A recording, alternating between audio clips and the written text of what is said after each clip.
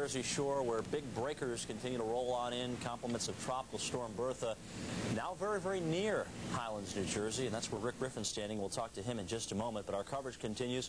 We have the latest advisory for you from the Hurricane Center, but I want to go back and talk a little bit about what happened here with regards to the winds. There were some tremendous winds generated in gusts, especially in southern North Carolina. You can see that right down and through here. Just these few observations: Wilmington, Southport Beach at 95 miles an hour, Frying Pan Shoals 115 miles an hour, and then this unconfirmed 144 at Topsail Beach. But a lot of these go in line with what we're starting to hear in some of the worst damage on the Outer Banks, or at least the southern part of North Carolina, being right in through here. But that isn't the only spot that we've heard of damage. Look at these rivers here, these sounds, and the way that they're shaped. They're oriented in kind of an upside-down V fashion, so as the predominant southeast wind came in yesterday, it just shoved all that water inland.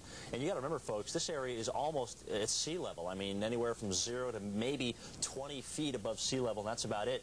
And it doesn't take much to produce tidal flooding in a lot of these small towns that are along some of these rivers that help to feed these sounds. So really, we have heard twofold here of the story with regards to North Carolina. Wind gusts getting a little lighter as we go north.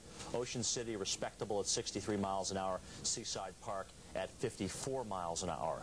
As our tropical storm continues to move northward now, just to the south of New York City, we still see the heavy rain from Boston back through New England and even down to Pennsylvania, where some of the mountains are playing a key role in helping to squeeze out even more heavy rain. The Adirondacks, for example, the Poconos, the Berkshires, the White and the Green Mountains of Vermont. And we'll talk more about that in just a moment. But standing by live, we have our very own Rick Griffin, who is in Highlands, New Jersey. And Rick, we noted from the last advisory, as well as the Doppler radar, that the eye, or the center, if you will, is very, very near you. Are there any changeable weather conditions from the last time that we talked to you? Jim, there's no doubt that the eye is very close. The sky has brightened up, the rain has let up. The most noticeable thing is the fact that the wind has dropped to, I'd say, less than 10 miles an hour right now. That's the lightest it's been all day long. Rick Griffin from Highlands, New Jersey, reporting in on the latest with Tropical Storm Bertha. The center of Bertha is sitting right over him, or very, very close to him at this time. We just received word that the coastal town of Surf City, North Carolina, as you look at the 2 p.m. advisory, I'll read this to you. The coastal town of Surf City, North Carolina, is reeling from Hurricane Bertha. Police Chief D.H. Jones says his town has been devastated. Jones says the storm's eye cut right across Surf City, doing far more damage than Hurricane Hazel in 1954. And I would like to note this: Bertha came in as a Category 2 storm.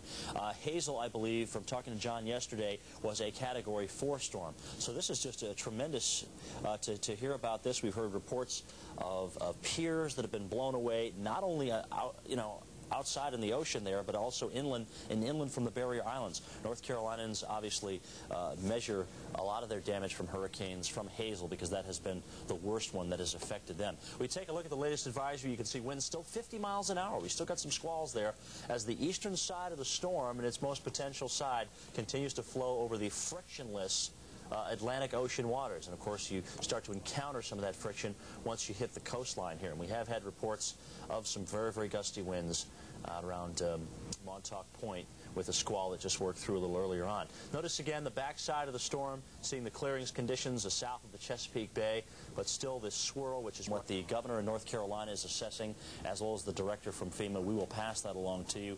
Obviously, southern North Carolina, the hardest hit at this time. Stay with us. We'll continue to cover Bertha for you. Right now, I invite you to stay tuned for your local forecast.